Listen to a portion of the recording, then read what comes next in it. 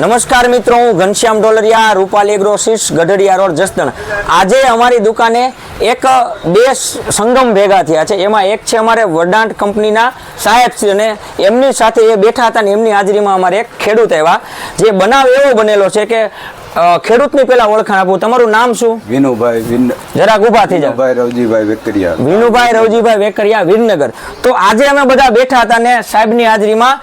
વિનુભાઈ, તમે વડાંટ લેવા આવ્યા છો, કેટલું લેવા આવ્યા છો?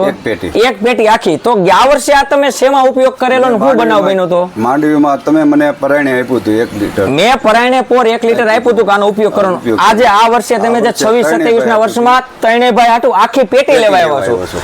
એમના ભાઈ પણ બાજુમાં બેઠેલા છે. આના રિઝલ્ટ તમે જોયેલા આમના પડામાં? રિઝલ્ટ કેવા લાગ્યા હતા વિનુભાઈ? રિઝલ્ટ સારું, સોલિડ રિઝલ્ટ. સોળી તો શું રિઝલ્ટમાં દેખાણું? અંતરો પડી ગયો છે નોતી સાટી એમાં, અને આમાં ઘણો ફેર પડી ગયો છે. એટલે કઈ રીતનો ફેર પડ્યો હતો? બધી રીતે આમ જોઈએ ને તો ઈ ઓલી માંડવી કલર આખો લીલાશમાં થાય અને આનો લીલાશમાં થાય. ટૂંકમાં કલરમાં, ફ્લાવરિંગમાં ને ફૂટમાં. તો સાહેબ, તમે બે શબ્દો કયો વડાંટ વિશે. મારું તો એવું કેવું છે કે આધુનિક ટેકનોલોજી ઉપર ખેડૂતો હોય કે જે મોંઘી દવાઓ છાંટવા કરતા ખેડૂતોને રિઝલ્ટ નથી મળતા, એની જગ્યાએ સસ્તી દવા.